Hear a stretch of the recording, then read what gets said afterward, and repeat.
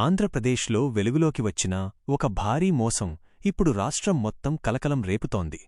సామాన్య ప్రజలను లక్ష్యంగా చేసుకుని నమ్మకాన్ని ఆయుధంగా మార్చుకుని జరిగిన ఈ ఘటన విన్న ప్రతి ఒక్కరినీ షాక్కు గురిచేస్తోంది. ఇంత ప్లాన్ చేసి మోసం చేస్తారా అనే ప్రశ్నలిప్పుడు ప్రజల నోట వినిపిస్తున్నాయి. ఈ మోసం ఎలా మొదలైంది అంటే, ముందుగా ప్రజలకు తీపిమాటలు, ఆకర్షణీయమైన హామీలు, తక్కువ పెట్టుబడితో ఎక్కువ లాభాలు, ప్రభుత్వ అనుమతి ఉందన్న ప్రచారం, పెద్ద పెద్ద పేర్లు ఉపయోగించి నమ్మకం కలిగించడం. మొదట చిన్న మొత్తాలతో ప్రారంభించి లాభాలు చూపించి ఆ తర్వాత ఒక్కసారిగా భారీ మొత్తాలు పెట్టించారన్న ఆరోపణలు ఉన్నాయి. గ్రామాలు, పట్టణాలు అన్న తేడా లేకుండా వందల మంది ఈ మోసానికి బలైనట్టు సమాచారం. కొందరు తమ జీవిత పొదుపులు పెట్టారు, మరికొందరు అప్పులు చేసి మరీ డబ్బులిచ్చారు.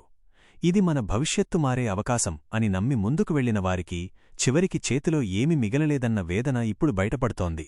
బాధితుల మాటలు వింటే గుండె కలిచివేస్తుంది. కొందరు రిటైర్మెంట్ తర్వాత దాచుకున్న డబ్బులు కోల్పోయారు, మరికొందరు పిల్లల చదువుల కోసం దాచుకున్న మొత్తాన్ని పెట్టారు, ఇంకొందరు వ్యవసాయ భూములు తాకట్టు పెట్టి మరీ పెట్టుబడి పెట్టారు.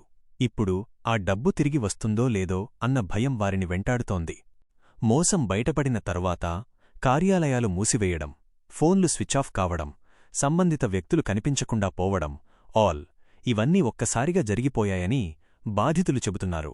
అప్పటికే ఆలస్యమైపోయిందని అర్థమయ్యేసరికి కన్నీళ్లే మిగిలాయి. ఈ ఘటనపై పోలీసులు విచారణ ప్రారంభించారు.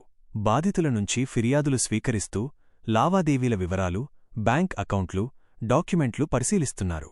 ఇది ఒంటరిగా జరిగిన మోసమా లేక పెద్ద నెట్వర్కుందా అనే కోణంలో కూడా దర్యాప్తు సాగుతోంది. అవసరమైతే ఇతర రాష్ట్రాలకు విచారణ విస్తరించే అవకాశం ఉందని అధికారులు సూచిస్తున్నారు. సామాజికంగా ఈ ఘటన పెద్ద చర్చకు దారితీసింది. ఎందుకు ఇలాంటి మోసాలు మళ్లీ జరుగుతున్నాయి, ఎవరిని నమ్మాలి అనే ప్రశ్నలు వినిపిస్తున్నాయి. ఆన్లైన్ ప్రచారాలు, వాట్సాప్ సందేశాలు, ఫేక్ డాక్యుమెంట్ల ద్వారా ప్రజలను ఎలా మభ్యపెడుతున్నారన్న దానిపై అవగాహన పెంచుకోవాల్సిన అవసరం ఉందని నిపుణులు అంటున్నారు. ప్రజలు కూడా ఇప్పుడొక విషయం స్పష్టంగా చెబుతున్నారు. లాభాలు ఎక్కువగా ఉంటాయంటే ప్రమాదం కూడా ఎక్కువే.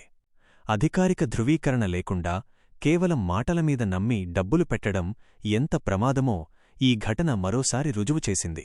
ప్రభుత్వం, పోలీసులు మాత్రమే కాదు, ప్రతి ఒక్కరూ జాగ్రత్తగా ఉండాల్సిన సమయమీదని పలువురు అభిప్రాయపడుతున్నారు.